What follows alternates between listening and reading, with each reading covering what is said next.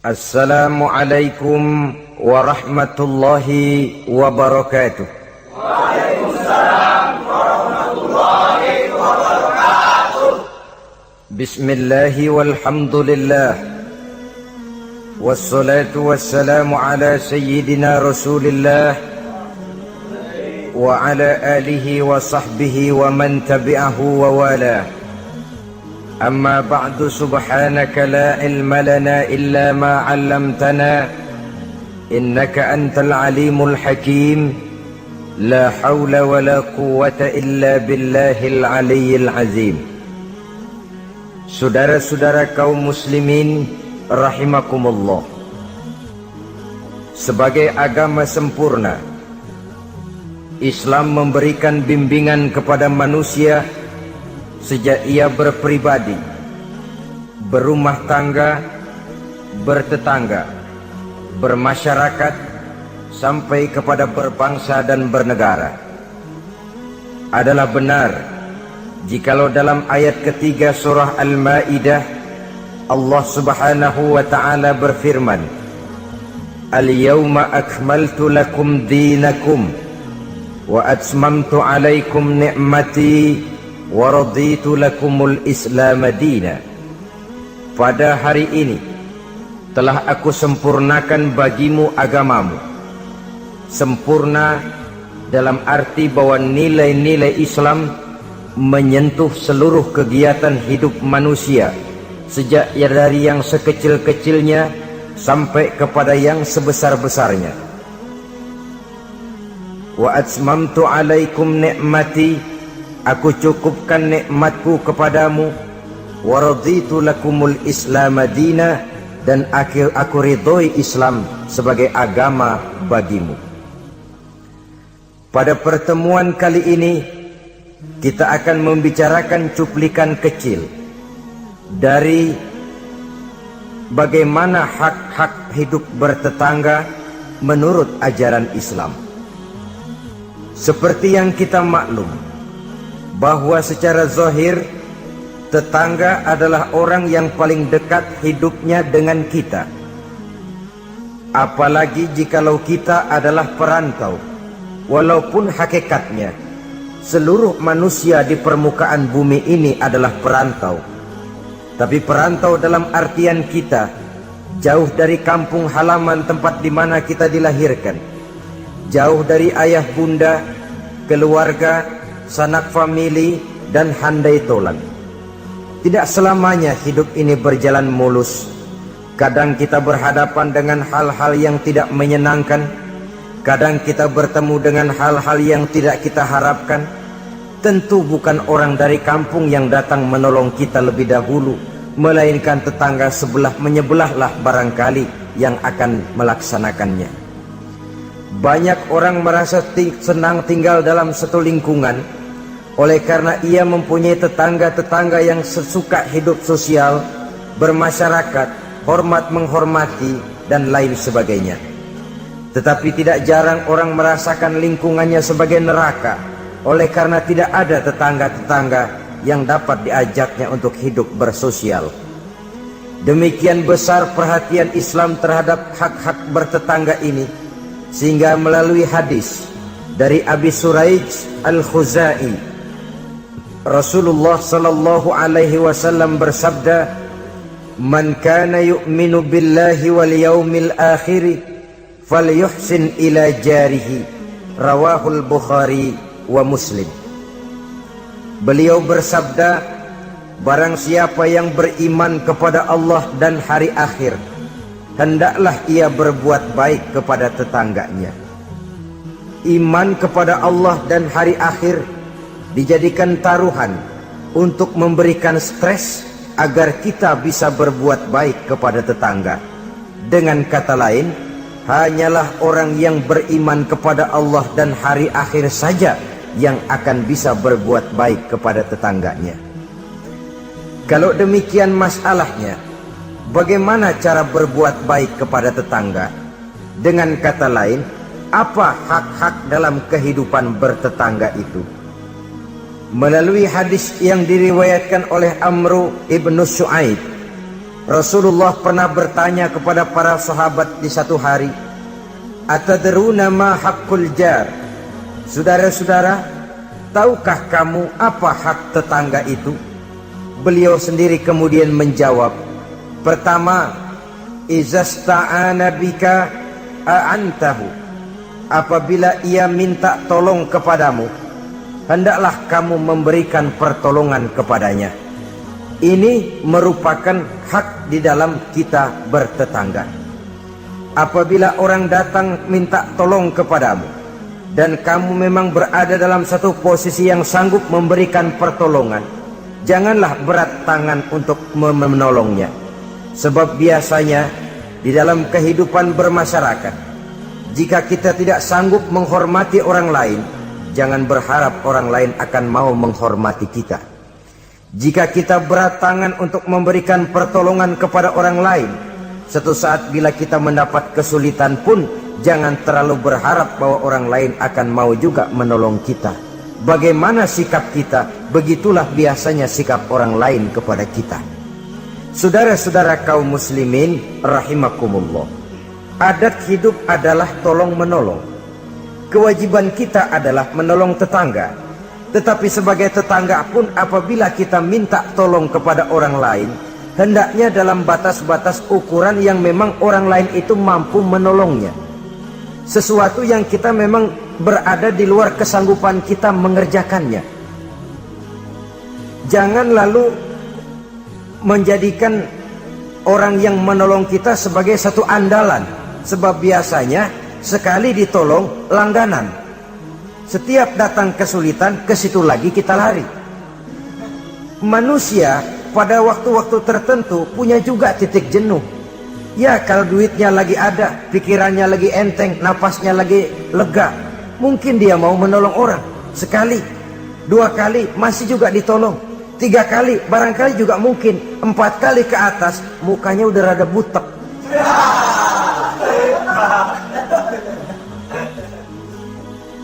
Saudara-saudara, oleh karenanya, walaupun adat hidup adalah memang tolong menolong, tolong menolong itu artinya kan take and give, saling memberi, saling menerima. Ada saatnya kita memberi, ada saatnya juga kita menerima. Tapi yang diajarkan oleh agama memang yadul ulia khairun min yadis sufla, seperti kata Nabi. Tangan di atas lebih baik daripada tangan di bawah.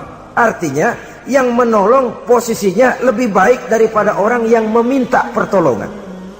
Tapi biasanya kita umumnya lebih demen minta tolong daripada nolongin. Bahkan sesuatu yang kita mampu pun, kalau masih ada yang mau nolongin, masih kita andelin tuh orang. Ya lu aja dah, lu aja. Padahal kita bisa. Akhirnya terdidik kita untuk manja, kehilangan kepercayaan kepada kemampuan diri sendiri. Saudara-saudara, jadi walaupun adat hidup adalah tolong menolong, tetapi jangan lalu mengandalkan sehingga kita tidak mau mengeluarkan kemampuan yang maksimal untuk melakukan usaha terhadap sesuatu yang memang kita masih mampu untuk mengusahakannya. Ini yang pertama. Yang kedua kata Nabi, wa izastan soroka nasortahu. Apabila ia meminta bantuan kepadamu, maka bantulah. Ada perbedaan antara ista'ana dengan istansoro. Ista'ana biasanya pertolongan dalam bentuk moral. Istansoro pertolongan, bantuan dalam bentuk material. Menolong dengan membantu.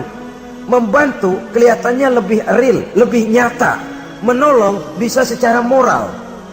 Keduanya diajarkan oleh agama. Orang yang datang minta tolong kepadamu, tolong dia. Orang yang datang meminta bantuan kepadamu dan kamu ada kemampuan untuk itu, bantu dia. Allah akan selalu menolong seorang hamba selama hamba itu masih mau menolong saudaranya. Allah selalu akan membantu seorang hamba selama hamba itu masih mau membantu saudaranya. Sehingga dengan demikian, orang yang kita tolong mungkin dia tidak bisa memberikan balasan kepada kita. Orang yang kita bantu barangkali juga tidak bisa memberikan balasan kepada kita. Allah yang akan memberikan balasan melalui jalan lain yang tidak pernah kita sangka-sangka barang sedikit pun. termasuk jenis yang min haitsu la yahtasib, termasuk jenis yang tidak kita perkirakan sebelumnya dari mana datangnya. Bahwa pertolongan kita kepada orang lain akan meluaskan jalan usaha kita, bantuan kita kepada orang lain akan melancarkan rezeki kita sendiri. Tidak ada orang jatuh miskin karena rajin membantu orang lain. Tidak ada orang jatuh bangkrut karena murah tangan rajin sedekah. Wah, dulunya dia kaya banget Pak, cuman kerajinan sedekah bangkrut sekarang. Tidak ada. Belum pernah ada terjadi itu. Bukan bakhil yang menyebabkan orang jadi kaya, bukan sikap pemurah yang menyebabkan orang jatuh miskin. Malahan saudara-saudara, kaya itu kan ada dua macam tuh. Ada kaya majazi, ada kaya hakiki. Yang dinamakan kaya majazi, orang yang banyak hartanya tapi miskin hatinya. Sebenarnya hidupnya cukup, tapi dia masih selalu merasa kurang, maka dia tidak pernah cukup. Duitnya banyak, tapi perasaannya selalu miskin, maka dia miskin terus. Duitnya 1 juta, hilang 1.000, yang 1.000 dia pikirin, botak palanya.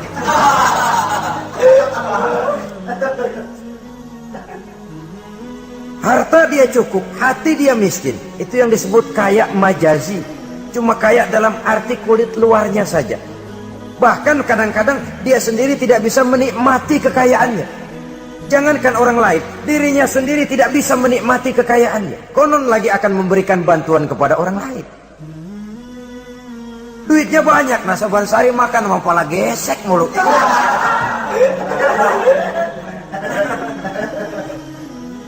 Jangankan orang lain, dia sendiri tidak bisa menikmati kekayaannya. Hawanya udah mau tekor aja udah.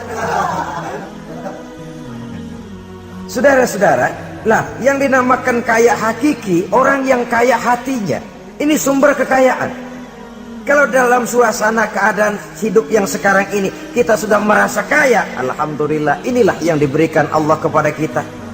Miskin saya? Enggak, di bawah saya masih banyak orang yang lebih miskin lagi. Susah saya? Tidak, di bawah saya masih banyak orang yang lebih susah dari saya. Tidak punya duit saya, oh orang lain yang lebih tidak punya duit lagi dari saya masih lebih banyak. Orang yang kaya hakiki.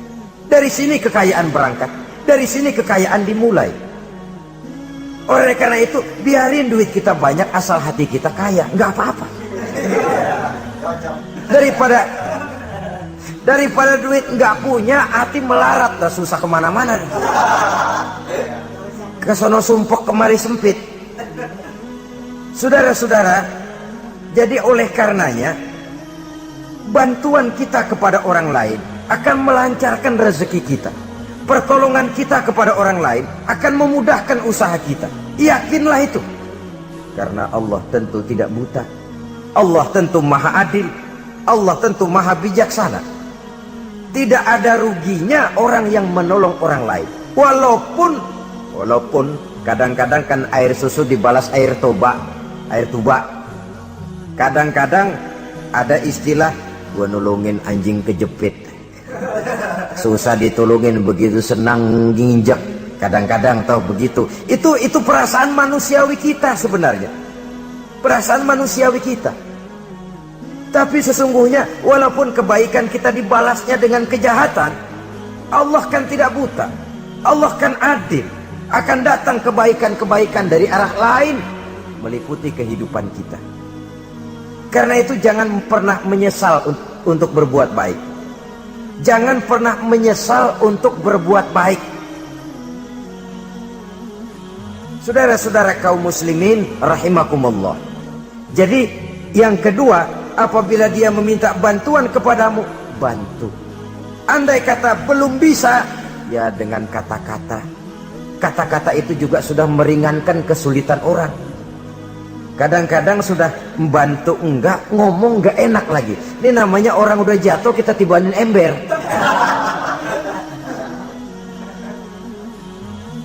Orang sudah datang minta bantuan kesulitan.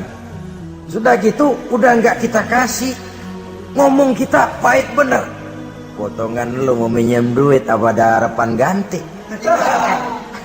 Umpamanya saudara-saudara, Taruh kata tidak bisa kita membantu secara real, bantulah dengan kata-kata. Syukur kalau dengan doa.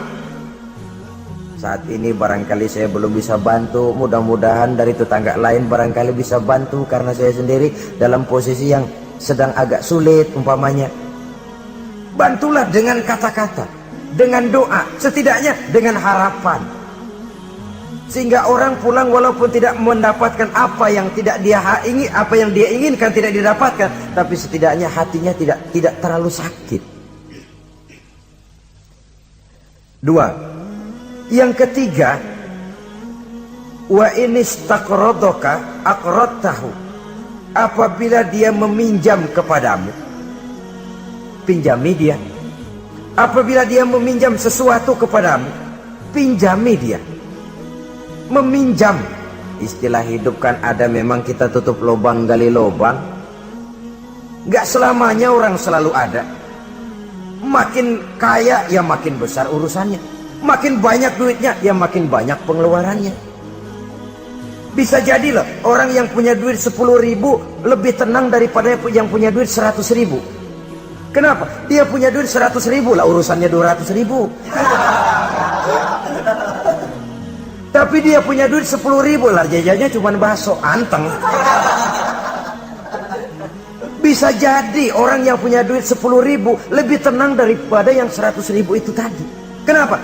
Yang 100.000 besar uangnya, besar lagi urusan. Yang 10.000 kecil memang jumlahnya, tapi kecil juga barangkali urusannya. Itu barangkali juga satu pola daripada keadilan Allah. Oleh karenanya saudara-saudara, hidup itu tutup lubang gali lubang. Gak selamanya kita ada, gak selamanya juga kita gak ada. Pada saat kita gak ada, ya kepada tetangga. Pada saat kita ada, tetangga kesulitan, boya kita datang memberikan pertolongan, meminjam. Cuma kalau kita jadi tetangga pun harus jelas, minjem ya minjem, minta ya minta. Ini jangan minta ya minta, minjem ya minta. Nggak jelas batasnya, nggak jelas batasnya, saruh jadinya. Sebab istilah minjem ini kan utang. Utang itu adalah kewajiban kita untuk membayarnya. Jadi harus jelas, minta ya minta, minjam ya minjam. Jangan kalimat itu disamarkan, karena udah keseringan minta mulu, pakai istilah minjem dah. Minjem dulu duit. Mau minta malu keseringan minjem dikata, padahal minta juga maksudnya. Samar jadinya. Dia juga apabila dia meminjam sesuatu kepadamu, pinjami dia. Saudara-saudara, ya tentu tidak hanya dalam bentuk uang, dalam bentuk hal-hal yang memang wajar dalam bertetangga, pinjam meminjam.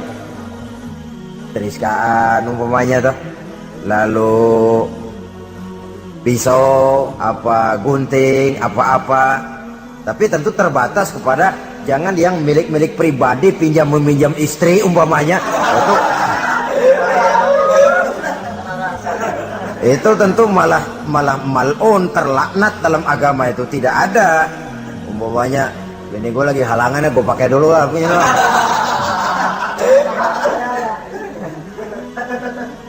Apabila dia meminjam sesuatu kepadamu yang kamu ada, punya, pinjami dia. Sebab satu saat pun pasti akan terjadi di mana kita juga bisa minjam kepada orang lain. Dengan demikian akan terjadi saling pengertian. Sebaliknya kalau kita ada, syarat banget keluarnya. Orang minjem, kita ada, orang tahu kita punya, nggak kita kasih. Ntar giliran kita perlu minjem, dia kan gitu juga, bayar utang. Jangan, kalau dia jangan dah, puyuh bebuntut jangan dipinjam nih. Nah, dia begitu juga sama kita, kan begitu hidup itu. Dia begitu juga katanya sama kita. Orang yang berhati sutra itu jarang. Orang yang berhati emas itu jarang. Yang bisa membalas air tuba dengan air susu itu jarang. Yang bisa berbuat baik dengan orang yang jahat itu kan langka. Kita kan sistemnya masih draw. Udah begitu ya, gue begitu. Seri kita maunya. Dan memang agama mengajarkan wa jazaa'u sayyi'atin misluha, tapi faman afa wa aslaha fa ajruhu 'ala Allah. balasan terhadap suatu kejahatan, kejahatan yang seimbang. Tapi kalau kamu berbuat baik dan mau memberi maaf, itu yang lebih baik dan itu yang akan dapat pahala. Jadi kalau orang pelit sama kita, kita pelit lagi, ya seri mang. Seri, artinya nilai diri kita tidak lebih baik daripada dia itu. Tapi kalau kita bisa baik sama tetangga yang pelit, pertama nilai kita lebih baik daripada dia. Yang kedua dia bingung diri dah. Dia bingung diri. Ini orang gue pelit banget sama dia gue baik banget sama gue. Dia bingung diri, saudara-saudara. Kalau emang nggak bingung malu, badak.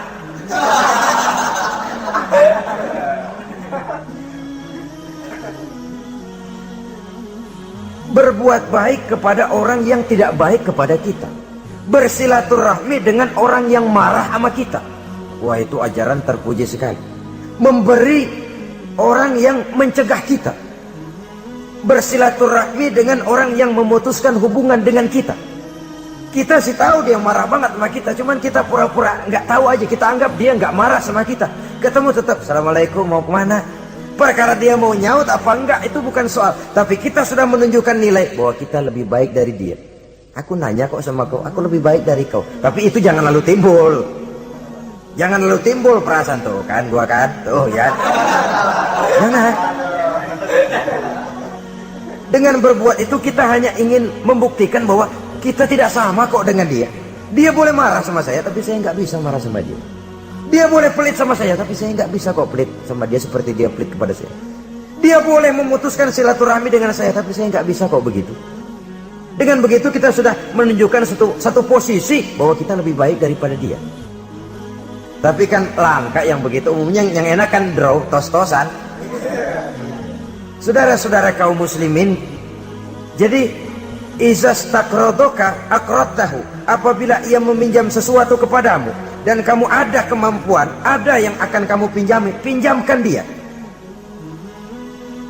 Apalagi kalau kita merasa bahwa yang meminjam ini dalam satu posisi yang memang dia rasanya sulit untuk mengganti.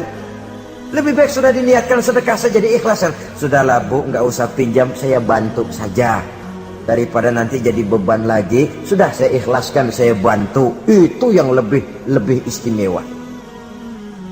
Tapi saya katakan tadi, kalau tidak ada kesadaran bahwa rezeki adalah amanah Allah, bahwa harta adalah titipan Allah, apa sih yang kita punya?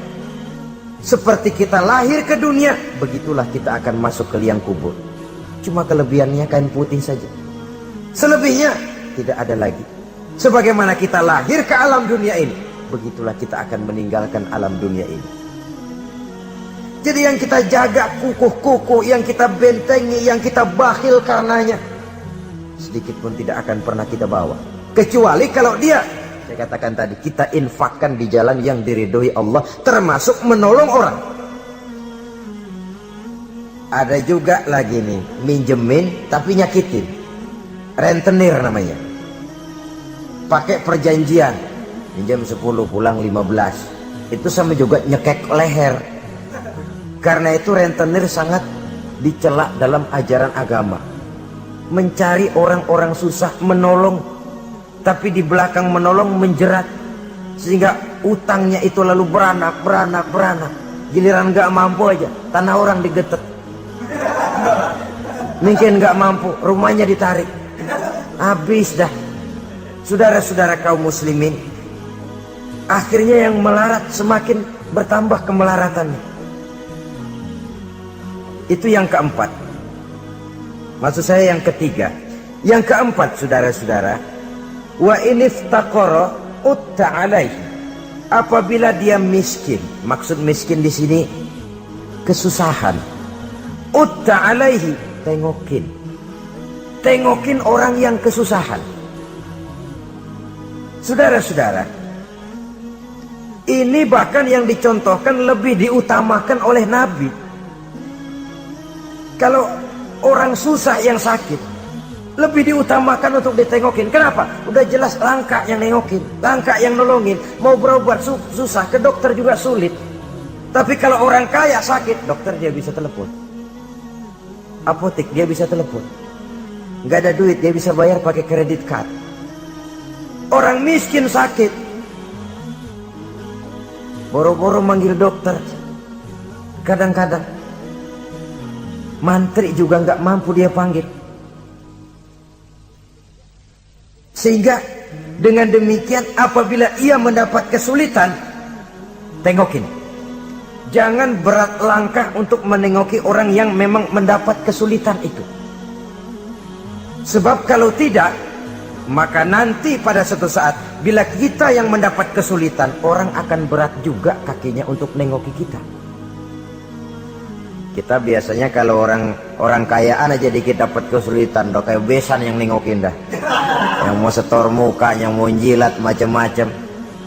Tapi kalau yang digubuk reot yang melarat itu mendapat kesulitan, yang lewat cuma melengos dong. Siano sakit ya? Iya, kesianan. Udah kesianan doang. Terus lewat. Terus lewat. Saudara-saudara kaum muslimin rahimakumullah. Yang kelima, wa iza marido uddahu. Apabila dia sakit, datanglah kamu, tengokin, hibur hatinya. Kalau perlu bantu, berikan obat. Setidaknya dengan ucapan dan doa yang bisa meringankan sakitnya itu. Sebab ini, kalau orang sakit ditengokin, itu kesannya itu mendalam sekali. Bukankah itu Quraisy yang ngeludahi Nabi masuk Islam? Oleh karena pada waktu sakit dia, Nabi yang nengokin. Tiap Nabi lewat ke masjid diludahin. Begitu itu orang sakit, Nabi pertama yang nengokin. Apa yang terkesan? Ya Muhammad, bukan main akhlakmu. Tiap hari kamu lewat saya ludahin. Sekarang begitu saya sakit, seorang pun belum datang nengokin saya. Kamu lebih dulu nengokin. Akhlakmu Muhammad. Mulai hari ini saksikan. Asyhadu an la ilaha illallah wa asyhadu annaka ya Muhammad Rasulullah. Masuk Islam. Kalau kita sakit ditengokin orang, rasanya udah jadi obat tuh tengokan. Dan akan kita kenang, kita ingat. Iya dulu waktu saya sakit, dia datang. Dalam kondisi dimana kita prihatin, pertolongan orang biasanya, kebaikan orang sangat tidak mudah kita lupakan. Dan ini akan berakibat kita merasa berhutang budi. Dan kata orang, hutang emas bisa dibayar, hutang budi dibawa mati. Saudara-saudara kaum muslimin, jadi oleh karenanya apabila dia sakit, tengoki, jenguki. Kalau perlu, berikan bantuan sesuai dengan kemampuan yang ada pada diri kita. Yang keenam, saudara, yang merupakan hak bertetangga, wa iza mata tabi'ta janazatahu. Apabila ia meninggal dunia, iringi jenazahnya sampai ke liang kuburnya. Dan ini sudah kita bicarakan pada pertemuan tentang hak-hak muslim beberapa waktu yang lalu. Yang ketujuh, hak bertetangga, wa in asabahu khairun hanna'tahu. Apabila ia mendapat kebaikan, hendaknya engkau ikut bersukacita. Senang kalau tetangga lagi senang. Merasa suka kalau tetangga dapat nikmat. Alhamdulillah ya, tetangga kita udah bisa beli TV berwarna. Mudah-mudahan kita bisa numpang nonton. Alhamdulillah. Jangan lantas sakit hati. Gile udah beli TV berwarna, merah tuyul berapa biji nih?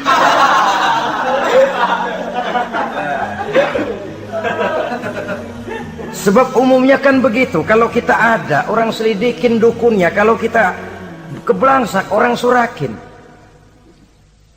Islam mengajarkan, in asabahu khairun hanna'tahu. Kalau tetanggamu mendapat kebaikan, hendaknya engkau ikut bertahniah, ikut bersukacita, ikut gembira. Syukur, alhamdulillah dia mampu. Syukur dia bisa, syukur dia mampu. Dan itu memang berat. Kalau ini tidak ada, tidak kita miliki dalam diri, yang timbulkan hasud. Nah, hasud ini kata Nabi, memakan amal seperti kayu api memakan kayu bakar.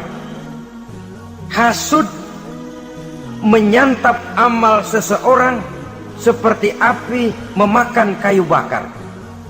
Kita sangka sembahyang kita udah cakep bener, tapi punya sifat hasud, maka nilai sholat kita itu bisa dimakan oleh sifat hasud tadi. Kita sangka puasa kita udah cakep banget, tapi hati berbulu, hasud. Kalau orang Betawi bilang berak, nggak ada demen-demennya sama orang. Ada orang dapat nikmat, timbul hasudnya. Hasud itu akan menggeragoti amal seseorang, kata Nabi, seperti api memakan kayu bakar. Api kalau makan kayu bakar kan cepat sekali, kretek habis. Begitu cepatnya hasud memakan amal seseorang. Jadi kita yang sudah rajin sholat, kita yang sudah tekun puasa, kita yang sudah rajin baca Quran, tahajud di waktu malam, jangan dulu lalai, jangan dulu sombong. Siapa tahu hati ini masih bersarang penyakit hasud. Tidak senang melihat orang lain dapat nikmat. Sempit hati kita melihat orang lain bahagia. Saudara-saudara kaum muslimin rahimakumullah, alangkah mulianya ajaran Islam. Tetanggamu dapat kebaikan, kau ikutlah bersuka cita, kau ikutlah gembira, kau ikutlah bahagia. Kenapa? Kita umat Islam, jangankan bertetangga kepada sesama muslim, kepada yang non muslim saja hak bertetangga itu ada, apalagi kepada yang sesama muslim. Satu badan, apabila yang satu sakit, yang lain akan ikut merasakan sakit.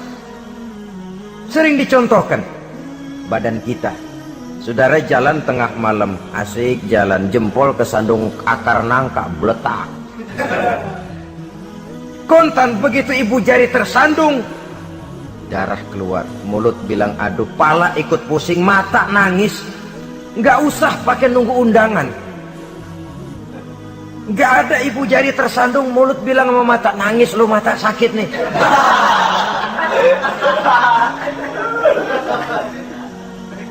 Kalau anak sekolahan bilang, ini yang disebut solidaritas sosial yang terjadi secara reflektif.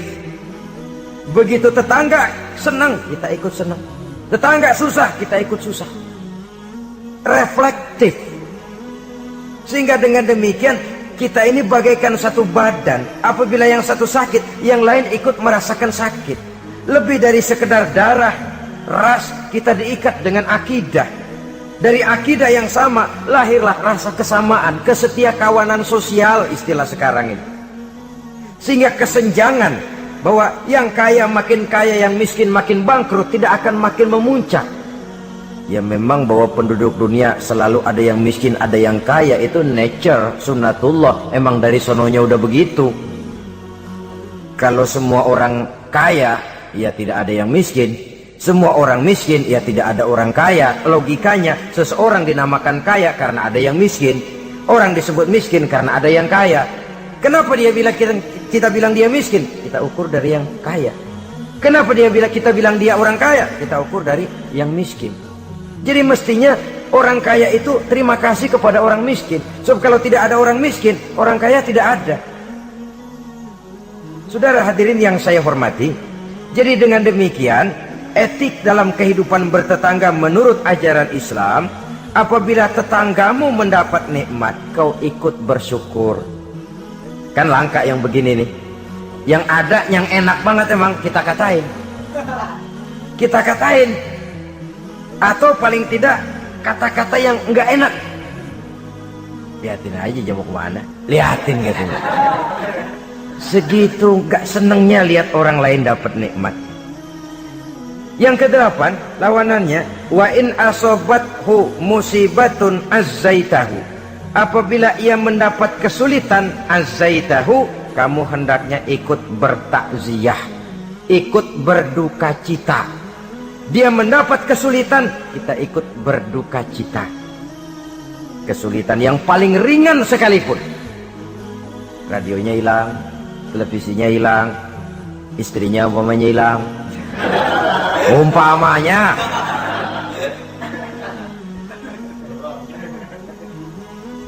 Kesulitan yang menimpa dia kita rasakan juga. Sebagaimana kalau kesulitan itu datang menimpa kita. Kan ukurannya begitu. Kalau saya kena begitu enak enggak ya? Enggak enak. Dia juga begitu, maka saya harus ikut seperasaan dengan dia. Ada kesetiakawanan itu. Tapi memang dalam kehidupan lebih mudah cari teman yang mau diajak ketawa daripada cari teman yang bisa diajak nangis. Sehingga kata seorang penyair, in zada mali kullun nasi khulani wa in qalla mali fala khillun yusahibuni. Kalau harta saya banyak, semua orang mau nemenin saya, tapi kalau saya jatuh miskin, kagak ada yang nongol.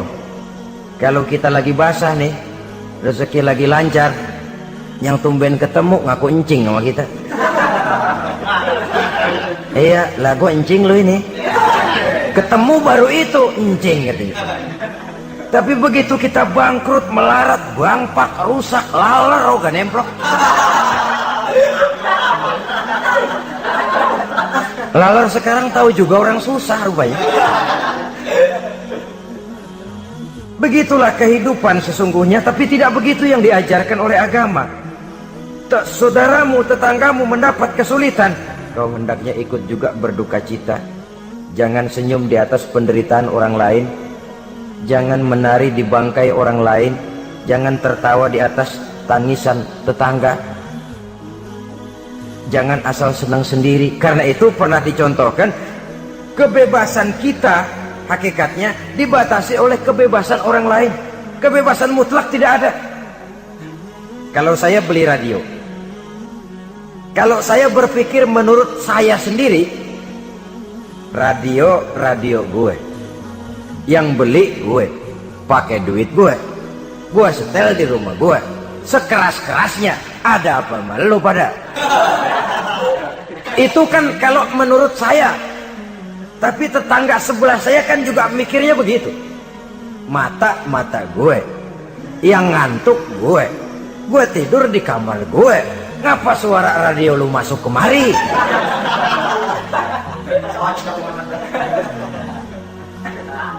Jadi pada saat itu kalau demikian, kebebasan saya nyetel radio dibatasi oleh kebebasan tetangga saya yang mau tidur. Ini yang disebut hurriyatul mar'i mahdudatun bi hurriyati ghairihi. Kebebasan seseorang dibatasi oleh kebebasan orang lainnya. Kebebasan dalam arti mutlak tidak ada hakikatnya. Betapapun saya senang wayang golek, senang bukan main. Tapi kalau sudah jam 3, tetangga saya sebelah mau tidur dengan aman tanpa perlu harus diganggu. Kalau begitu, cukuplah saya dengar saja karena saya senang. Tetangga saya belum tentu senang juga dengan wayang golek. Jangan cuma memperturutkan kesenangan. Oh, pokoknya emang saya hobi banget wayang golek, masa bodoh jam 3 kayak setel habis dah, masih ayo nama gening udah.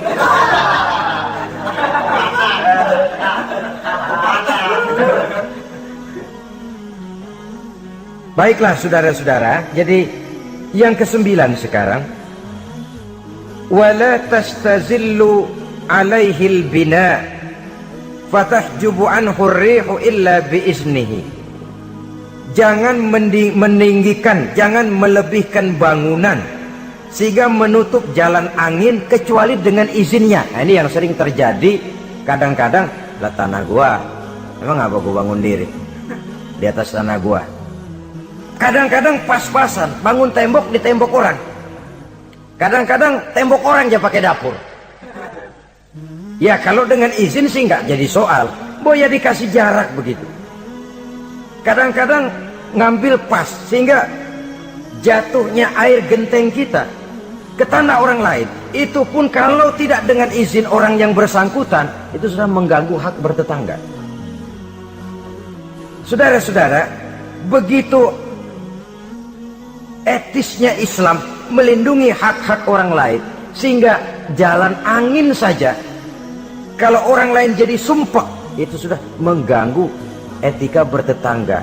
Walaupun batas tanahnya memang itu, tapi boleh dikasih jarak setengah meter, apa 1 meter untuk lintas angin supaya ada sirkulasi udara dan lain sebagainya. Sehingga dengan demikian akan timbul saling pengertian. Dan kalau sudah ada saling timbul pengertian, maka kenikmatan bertetangga itu ada. Nah, lebih celaka lagi kalau nanti jor-jorannya jor-joran bangun-bangunan. Lu bangun 2 tingkat, gua 3 ntar.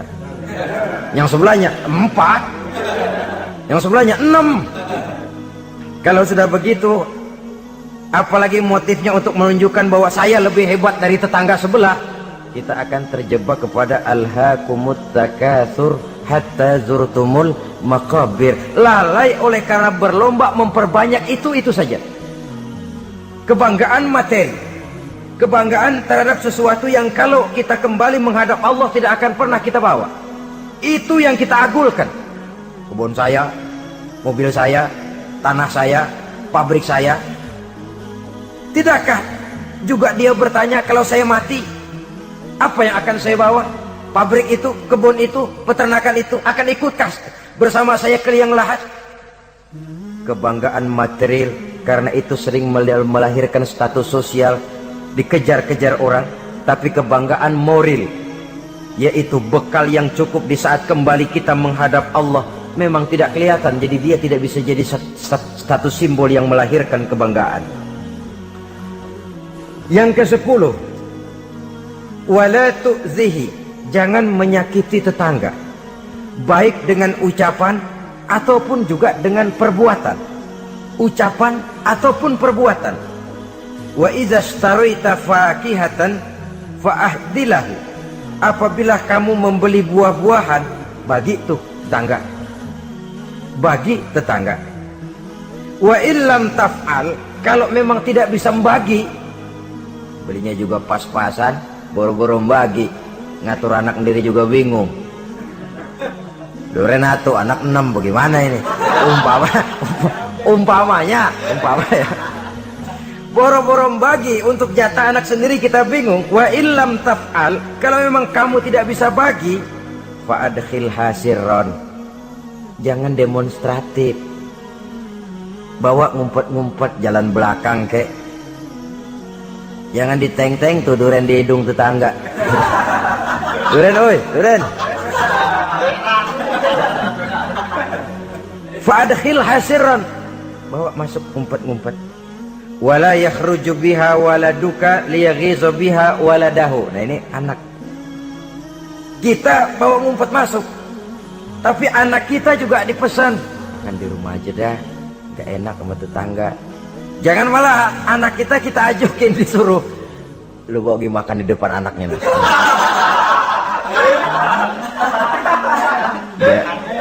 Biar dia celam-celam gitu.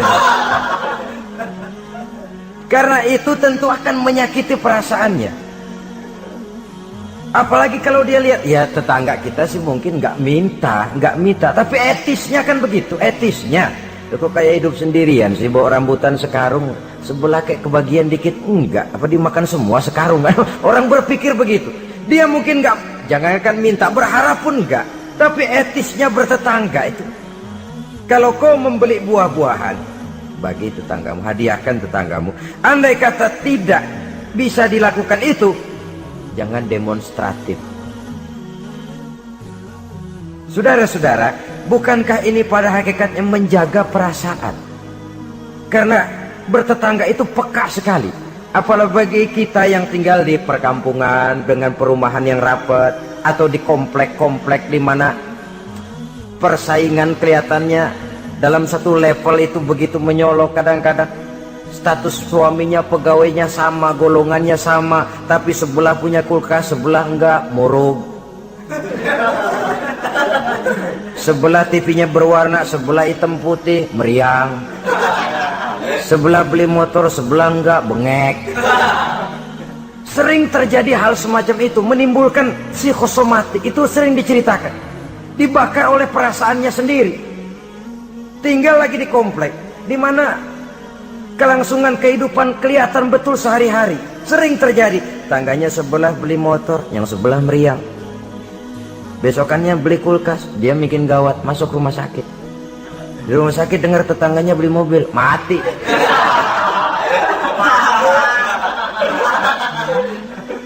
Disiksa oleh perasaannya sendiri. Sehingga persaingan itu lalu nanti tidak sehat. Kalau dia nggak bisa, orang dia hasudin. Kalau hasud masih nggak mempan, orang lain dia bakar supaya hasud juga. Nah ini nih celakanya. Sudah dia nggak senang sama seseorang, orang lain dibakar juga untuk tidak senang kepada orang itu. Ini yang marahan pakai ngebon, marahan pakai ngundang, marahan yuk masih ano. Orang lain sudahlah dia sendiri nggak seneng, orang lain diajak juga, dipengaruhi lagi supaya nggak seneng sama orang itu. Nih dajalnya betulin.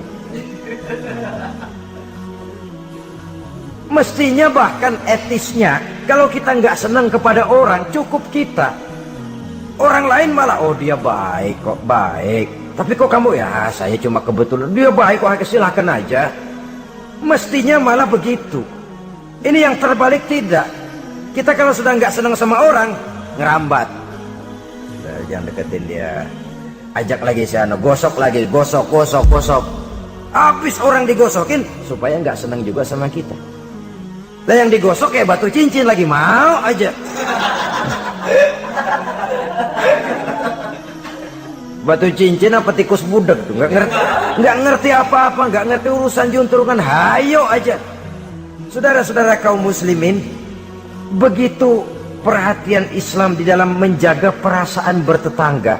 Sampai dalam hal-hal yang kayak begini, jangan melukai perasaan orang. Ini kan kelihatannya sepele, soal kita beli lah. Yang beli buah saya, pakai duit saya. Iya, itu perasaan kita. Orang lain tetangga juga belum tentu minta kok. Belum tentu juga kepengen. Tapi dari segi etisnya bertetangga, bahwa kita menghormati dia, ada perasaan itu. Yang ke-11, wala tu'zihi bikitari kidrika. Jangan juga kamu menyakiti dia, tetanggamu, dengan bau masakanmu. Bau masakan. Ini yang dimaksud tentu tetangga sebelah kelaparan. Kita udah nggak membantuin ngirimin makanan, baunya doang kita kirimin. Tinggal dia celam-celam, beleweran, tulir. Saudara-saudara, ini juga termasuk demonstratif. Nabi mengajarkan, iza tobahta marokotan fa'aksir ma'aha wa ta'ahad jironaka. Apabila kamu bikin sayur, banyakin kuahnya, bagiin tetanggamu. Tapi jangan ditafsirkan mentah ini hadis. Begitu nyayur, kuah mulu. Tangga semua kebagian ya, cuman air.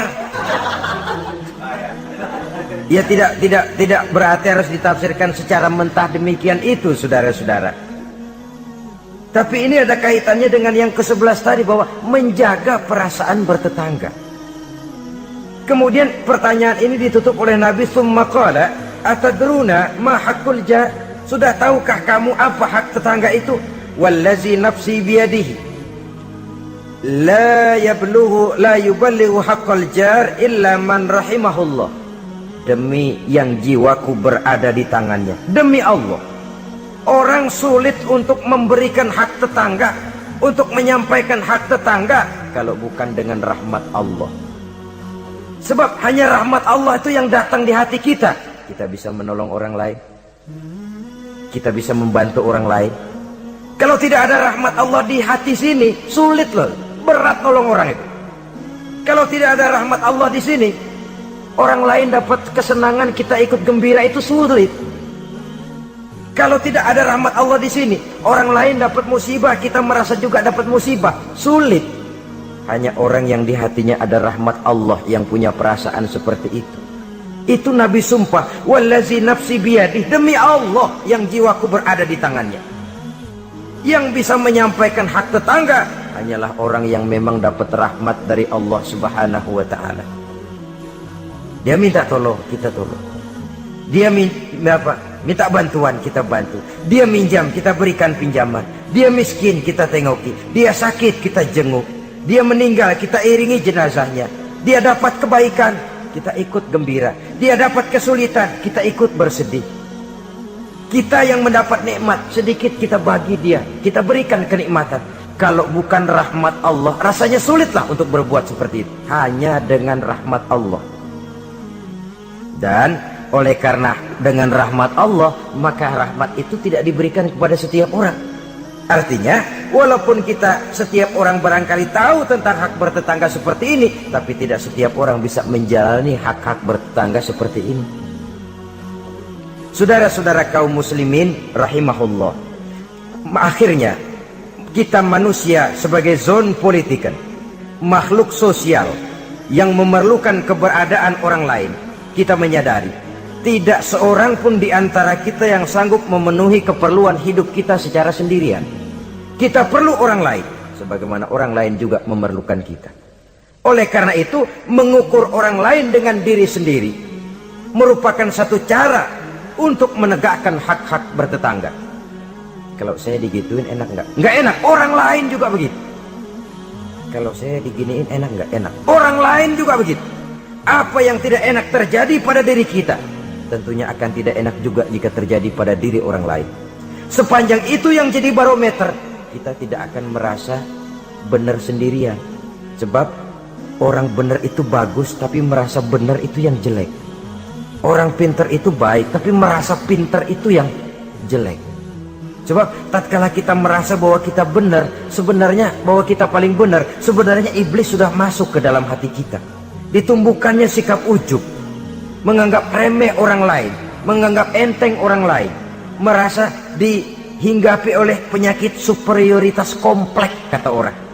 Merasa dialah yang paling segala-galanya. Dan ini sudah penyakit hati yang juga sangat berbahaya, karena ujub pun termasuk bisa menghancurkan amalan kita dalam kehidupan ini. Oleh karenanya, maka di dalam hak-hak bertetangga ini, apabila hak ini kita tidak berikan, tentu ada sanksinya. Ya, sanksi sosial dalam kehidupan di dunia ini, kita akan terkucil. Tinggal di tengah masyarakat tapi dikucilkan. Keberadaan kita dianggap sama dengan tidak ada. Kan gak enak orang begitu. Ada tapi dianggap gak ada. Yang begitu lewatin aja dah, cuekin aja. Ada, masih ada, sudah dianggap gak ada. Apalagi udah gak ada beneran, orang lupa banget. Ada dianggap gak ada. Alangkah ruginya kalau sampai hal itu terjadi pada diri kita.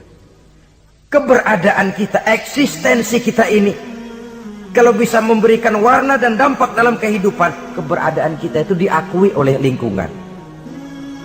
Sehingga dengan demikian kita punya nilai, walaupun itu yang bukan kita cari, tapi nilai itu akan memberikan poin di dalam kehidupan kita di tengah-tengah masyarakat.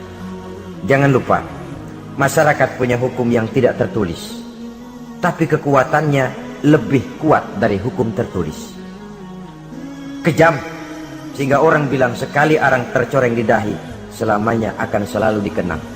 Karena itu, pandai-pandailah kita hidup bermasyarakat, pandai-pandailah kita hidup bertetangga, karena memang Allah Subhanahu wa ta'ala menjelaskan, ya ayuhan nas, inna khalaqnakum min zakari wa unsa, wa ja'alnakum syu'uba wa qabaila lita'arafu, inna akramakum indallahi atqakum.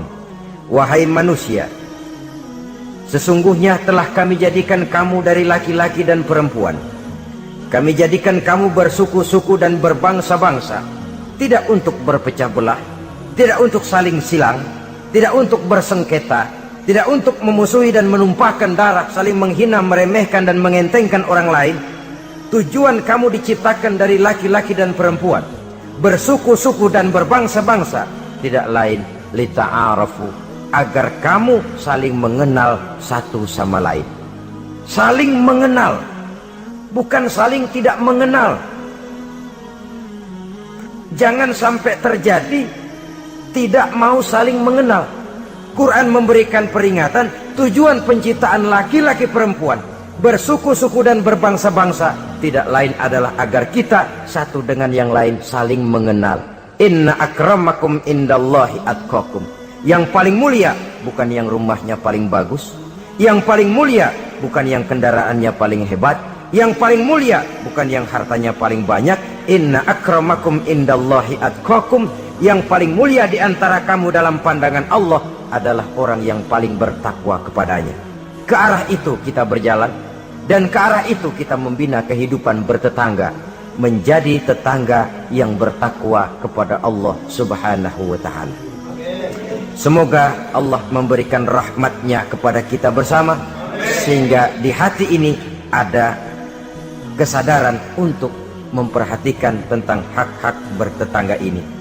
Terima kasih atas perhatian saudara. Mohon maaf atas segala kekurangan. Usikum wa nafsi bitaqwallah. Wassalamualaikum warahmatullahi wabarakatuh. Waalaikumsalam warahmatullahi